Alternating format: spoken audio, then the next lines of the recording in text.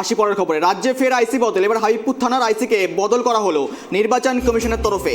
হাবিবপুর থানার আইসিকে অপসারণ নির্দেশ দিল নির্বাচন কমিশনার অফ ইন্ডিয়া অর্থাৎ জাতীয় ইলেকশন কমিশন। ইতিমধ্যেই হাবিবপুর থানার আইসিকে অপসারণের নির্দেশ দেওয়া হয়েছে। এই সমস্ত বিষয় নিয়ে আমরা আপডেট নেব।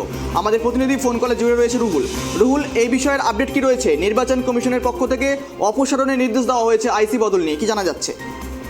দেখো গৌরব, আর 2 দিন পরেই কিন্তু মালদা জেলা এবং পার্শ্ববর্তী জেলা জুড়ে কিন্তু নির্বাচন রয়েছে এবং এই 2 দিনের মাঝেই কিন্তু কেন্দ্রীয় নির্বাচন কমিশনের তরফে একটি বিজ্ঞপ্তি সেখানে কিন্তু দেখা গিয়েছে যে মালদা জেলার হবিবপুর থানার আইসি দেবব্রত চক্রবর্তী তাকে কিন্তু অপসারণের নির্দেশ দিয়েছে মুখ্য নির্বাচন আধিকারিক। এবং তাকে শুধু অপসারণ নয়, এবং তাকে সেই যে থানার চার্জে যিনি থাকবেন তা 3টার মধ্যে, মানে আজকে 3টার মধ্যে কিন্তু তাকে নিযুক্ত করারও একটা হলফনামা কিন্তু এমনটাই কিন্তু বিজ্ঞপ্তি ইলেকশন কমিশন অফ ইন্ডিয়ার তরফে কিন্তু জারি করা হয়েছে। তবে নির্বাচনের 2 দিনের আগে কেন এই আইসি কে বদল করা হলো, অপসারণ করা হলো, এই নিয়ে কিন্তু প্রশ্ন উঠতে শুরু করেছে বিভিন্ন মহলে। যদিও এই বিষয়ে কোনো তরফে কোনো রকম ভাবে কোনো প্রতিক্রিয়া এখনো পর্যন্ত পাওয়া যায়নি।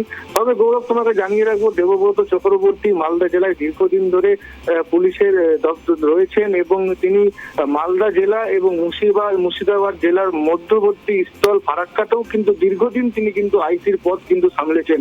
কিন্তু তাকেই কেন এইভাবে হবিবপুর থানা থেকে সরিয়ে দেওয়া হলো তা নিয়ে কিন্তু বিভিন্ন মহলে কিন্তু প্রশ্ন উঠতে শুরু করেছে। গৌরব, একেবারে রাহুল, সঙ্গে থাকার জন্য ধন্যবাদ। সময় আপডেট রাখো, তোমার কাছে আবারও আসবো। জানিয়ে রাখি, হাবিবপুর থানার আইসিকে অপসারণ করা হলো, অর্থাৎ মালদার হাবিবপুর থানার আইসি ফের অপসারণ, অর্থাৎ দুপুর 3টের মধ্যেই নতুন নাম পাঠানোর নির্দেশ দেওয়া হয়েছে রাজ্যকে। এখন দেখার বিষয় পরবর্তীতে এই পদে কাকে বসানো হয়, সেটা এখন দেখার বিষয়।